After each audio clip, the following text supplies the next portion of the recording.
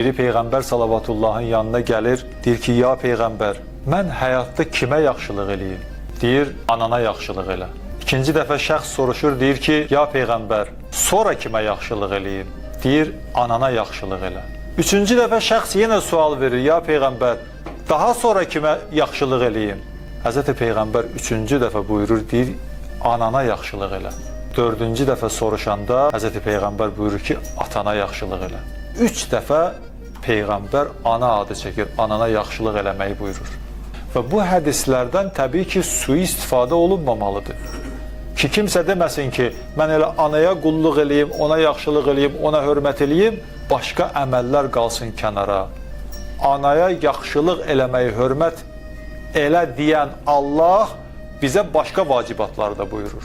Cənnət anaların ayaqları altındadır, anaya qulluq elə deyən Peyğəmbər başqa ibadətləri, vacibatları da bizə buyurur. Ona görə bu işlər gərək nə olsun? Gərək paralel olsun.